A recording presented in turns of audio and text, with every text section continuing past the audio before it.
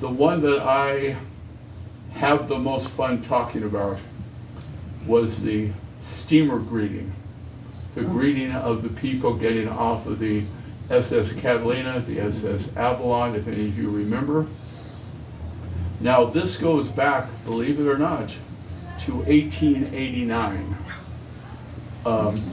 As soon as the old Metropole Hotel was built, people started staying here. Before that time, there wasn't much of a town. In fact, there wasn't really a pier until 1887.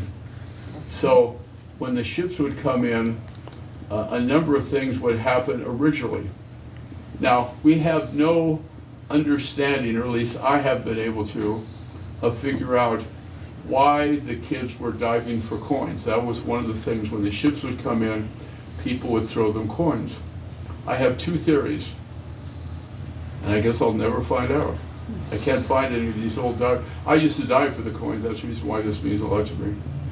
The first one was they had been doing this in Hawaii and other places in the South Pacific for years.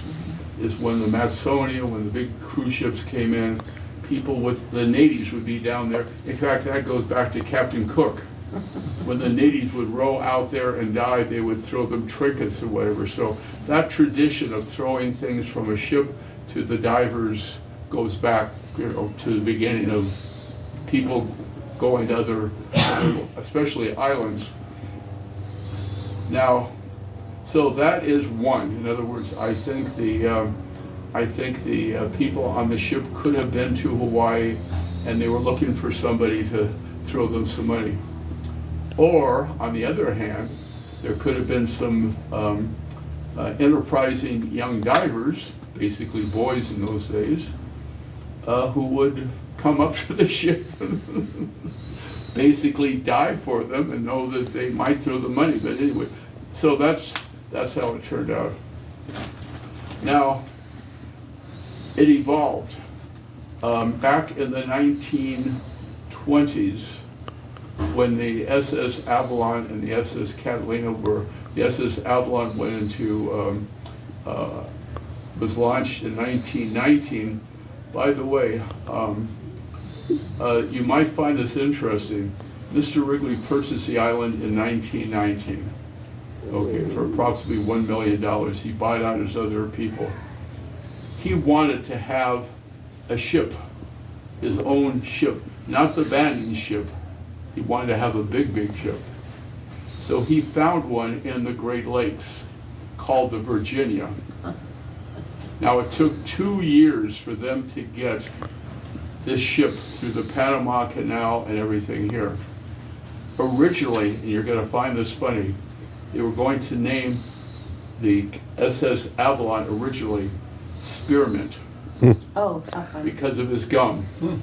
So everybody in all the newspapers were saying we're waiting for the spearmint to come, and I kept, knowing how it turned out, I'm thinking, oh boy, I'm glad they, that would have been a little hokey. So anyway, now in the 20s, I don't know if you know the name Doug Bombard. His father, Al Bombard, started the speedboats. And the reason for these speedboats, they were called Miss Catalina, they would go out and greet the ships as they came in. They had sirens on them, and they went really fast, and they'd be going all around. So imagine the people coming over on these ships. They had dancing in the fantail. It was a great adventure. It wasn't just coming over it took 2.5 hours. So it was quite, they had food on there, they had snacks. It was just a great experience, especially for somebody who'd never been on the ocean, who'd never been on it wasn't really a cruise, but it was as close, this was before they had cruises, or no shore, anyway. So they come over. So as soon as they get in, that's when the kids start diving for coins. Now, believe it or not, they did not start saying throw a coin until 1937. Oh. What they did up to that time, I have no idea. They must have just thrown their arms up in the air, because when they did, Ernest Wendell, who was a judge here right in this building, you can see his plaque out there, he was the editor of the newspaper, and he wrote a big editorial about how horrible it was that the kids in this town were now begging for money by yelling, "Throw a coin," which I find kind of funny. Now, when Avalon became incorporated, the town of Avalon had to find a revenue money to come in. Diving for coins was so lucrative at that time. I would make $15 a day, which was twice as much as families were making 8 hours a day, because the minimum wage in the 50s was less than 99 cents an hour. I was getting $15 a day for diving for 2.5 hours. So a family was going to bring home less working all day than I brought home after 2.5 hours. But anyway, so it was so lucrative to dive for coins that the city of Avalon, as part of their coming up with revenue, actually charged coin divers, I think it was $90 a year or something like that, which was a lot of money back in 1913.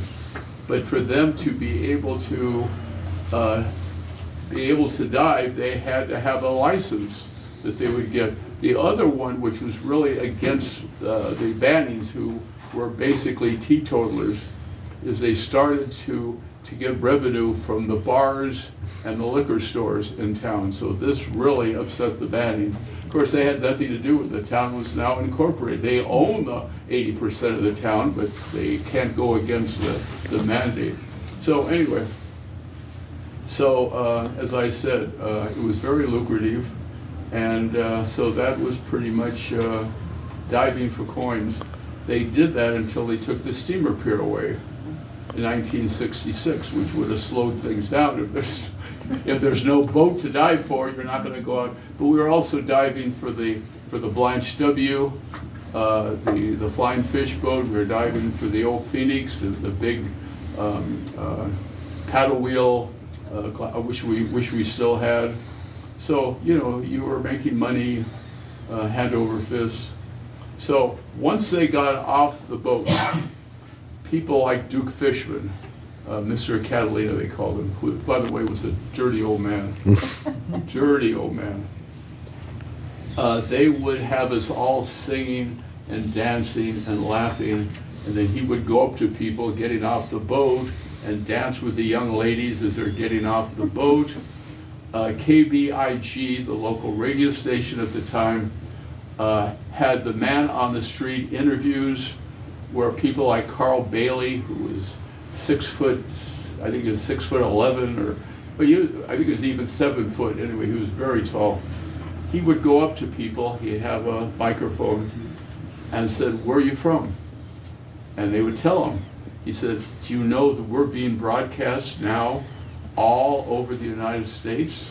Is picked up by the radio stations like Chicago and whatever. He said, "Would you like to say anything to the family back home to let them know that you survived?" So, I mean, you know, just to make it kind of more of a big deal trip. You know, we made it, we're seasick, but we made it, you know. So, and then they had all of the businesses in a big circumference around them. This was down where the Wrigley Plaza is. This is where where Blue Water Avalon is where the pier was. So this is where they would get off the pier, walk around